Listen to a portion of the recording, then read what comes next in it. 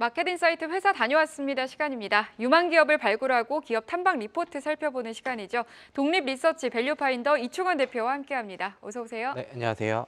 네, 직접 다녀오신 기업들 소개해주고 계시는데 어떤 기업 위주로 탐방을 하시는지 기준부터 설명해 주시죠. 네, 저희는 시가총액 5천억 원 미만 기업들 위주로 탐방을 다니고 있고요. 사상 최대 실적이 예상이 된다거나 아니면은 모멘텀이 기대가 된다거나 아니면 증권사에서 보고서가 나오지 않은 기업들 위주로 좀 말씀을 드리고 있는데 오늘 말씀드릴 종목 같은 경우에는 한 2년 동안 증권사에서 보고서가 하나밖에 나오지 않을 정도로 또 관심도 적고 그리고 시가총액 같은 경우에도 이제 전일 기준으로 500억 원대이기 때문에 이런 정보들이 많이 없는데 이런 부분들에 대해서 자세히 말씀드리도록 하겠습니다.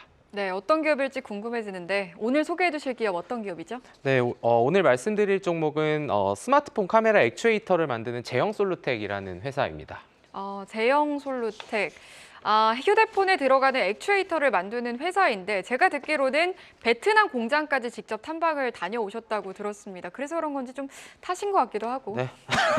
네, 일단은 원래 얼굴이 검었고 그리고 이제 요거 같은 경우에는 사실 제가 기업 탐방을 가면은 사실 비행기를 타고 제일 멀리 갔었던 데는 부산이었는데 네. 지난 12월 1일 정도에 이제 베트남 방린에 직접 이 회사의 베트남 법인의 기업 탐방을 다녀왔습니다. 그래서 그런 부분들과 관련돼서 이제 공장 투어도 하면서 상세하게 좀 볼 수 있었던 기회를 얻을 수 있었는데 일단 이 회사 같은 경우에는 사업 부문은 크게 두 개로 분류가 됩니다. 첫 번째는 아까 말씀드렸던 카메라 액추에이터 쪽인 나노광학부가 80% 정도 있고요. 그리고 이제 금형사업부 같은 경우가 20%가 있는데 3분기 누적 기준 영업실적은 매출액 724억 원, 영업이익은 20억 원을 기록을 했는데 아마 4분기에는 좀 더 좋은 실적이 나오지 않을까 이렇게 좀 예상을 해볼 수 있을 것 같고 그리고 그 베트남에 있는 법인을 이제 제형비나라고 하고 제형비나는 제형솔루텍의 지분이 100%가 들어가 있는 회사입니다.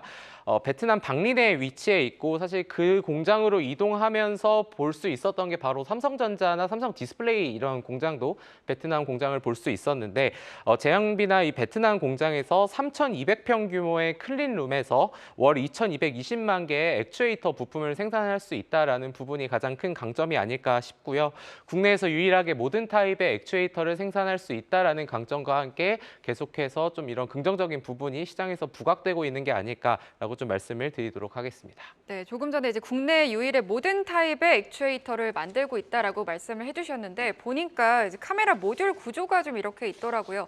액추에이터 종류 어떤 것들인지 좀 자세하게 짚어주시죠. 네, 일단 액추에이터는 이제 일단 자동으로 렌즈 위치를 제일 좋은 최적의 위치 초점을 이제 위치로 이송시키는 구동 장치라고 보시면 될 것 같습니다. 이제 동사의 액추에이터는 크게 세 가지로 분류가 되는데요. 일단은 첫 번째는 OIS입니다. OIS는 사실 스마트폰 모듈이나 카메라 쪽을 보시는 분들은 많이 들어보셨을 단어인데 손이 이제 흔들림을 방지하는 거거든요. 카메라를 우리가 손으로 잡고 촬영을 할 때 생기는 흔들림을 보정해서 흔들림이 없는 사진을 얻어내도록 하는 이런 보조 기능이고 지금 나오는 화면에 보면은 제형비나에서는 월에 360만 개 정도를 생산을 할 수 있고 옆에 있는 것 대비해서 가장 높은 단가가 형성이 돼 있다라고 보시면 될 것 같습니다. 지난 10월 두 달 전에 갤럭시 S23 FE가 동사 OIS 모듈이 이제 공급됐다라는 이런 언론 보도가 있었고 실제로 12월 8일에 이제 해당 스마트폰이 출시가 됐었습니다. 향후에는 G 플립이나 S 시리즈 차기 모델에도 채택될 가능성이 있지 않을까라는 얘기들이 나오고 있는데 사실 이런 OIS가 중요해지는 이유는 우리가 뭐 핸드폰으로 영상을 보기도 하지만 최근에는 영상을 촬영하는 이런 뭐 유튜브나 틱톡 같은 동영상 플랫폼이 성장을 함에 따라서 이런 고화질 영상 촬영을 위한 OIS는 필수적인 요소가 되기 때문에 향후에 계속해서 늘어날 가능성이 있다라고 보시면 좋을 것 같고요.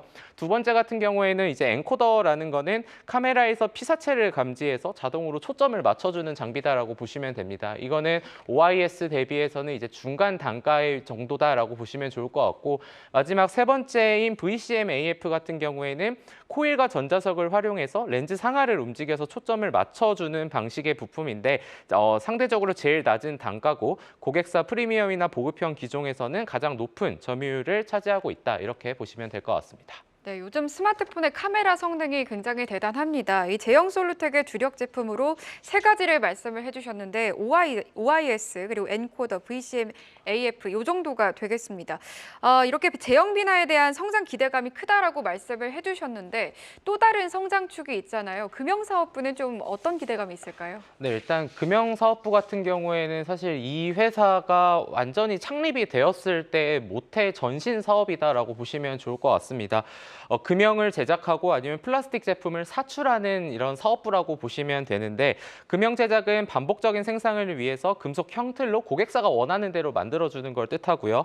그래서 뭐 양면 이중 사출이나 이런 제조 기술을 갖고 있고 플라스틱 제품 같은 경우에는 이제 물류업에서 사용되는 팔레트, 플라스틱 박스 등을 얘기를 하는데 어쨌든 이런 부분들이 트레이를 제품을 고객이 원하는 대로 만들어 주는데 사실 이러한 적용되는 산업군 같은 경우에는 굉장히 다양합니다. 뭐 가전기기, 자동차 아니면은 이제 반도체 쪽에 돼 있는데 사실 이 회사가 계속해서 이 사업부에서 적자를 지속해 왔었습니다. 그 이유는 아무래도 이제 중국 쪽에서 저가에 대한 경쟁력을 바탕으로 좀 밀고 들어와서 수익성이 악화된 부분이 있었고 실질적으로 금융사업부의 연도별 영업 손실을 보다 보면은 2018년부터 2021년까지 보통 매년 20억에서 60억 원의 적자가 나왔다가 2022년에 소폭 흑자로 전환을 하기는 했는데 이런 부분들 같은 경우에는 이제 인천의 남동 공장과 일본 법인을 이제 사업을 중단했고요. 그리고 2018년도에 이 사업부의 직원이 100명이 넘었었는데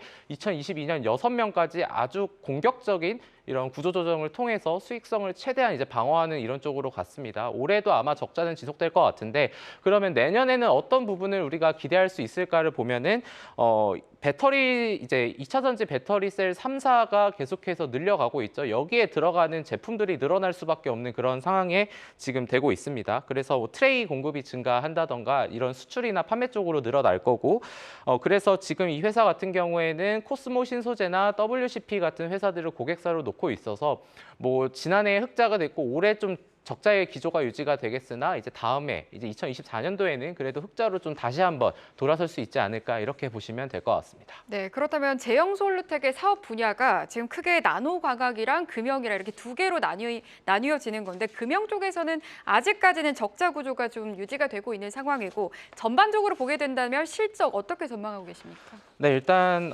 이 회사 같은 경우에는 이제 실적적인 부분은 올해도 이제 3분기 누적 기준으로 영업이익이 이제 20억 원을 기록한 회사입니다. 아까 이제 그래서 이제 내년도에는 더 좋은 실적이 나올 수 있지 않을까라는 기대를 하고 있는데 아까 이제 뭐 제형 비나에 대해서 좀 더 이어서 말씀을 드리면 일단 내년도에 삼성전자 갤럭시 스마트폰 전체 출하량이 2억 5,300만 대로 전망이 되고 있고 S24 출하량이 23은 3,100만 대였는데 S24는 3,500만 대로 증가한다고 합니다. 이 회사가 매출액도 중요하지만 수익성을 높일 수 있는 방법은 아까 말씀드린 것처럼 OIS를 증가시켜야 되는 부분인데 제형 비나 같은 경우에는 모든 생산 공정의 수율을 99%까지 끌어올렸고 가동률 같은 경우에도 2020년 87%였던 거를 지난해 97%까지 끌어올렸습니다.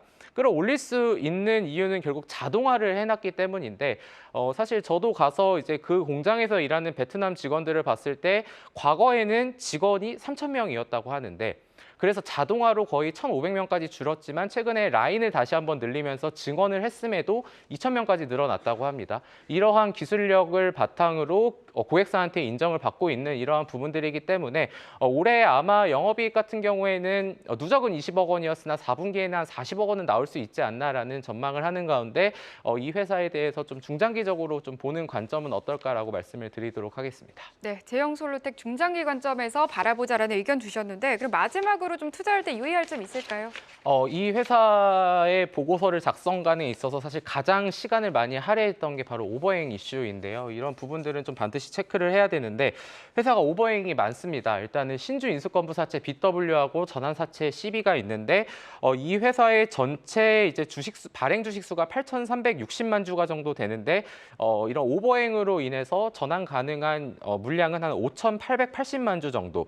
그러니까 시가총액의 거의 70% 70%에 해당하는 오버행이 굉장히 많은 그러한 상황이기 때문에 향후에 주가가 안정화가 되거나 주가를 상승시키기 위해서는 회사의 의지와 행동이 굉장히 중요할 것이다라는 판단을 했고요.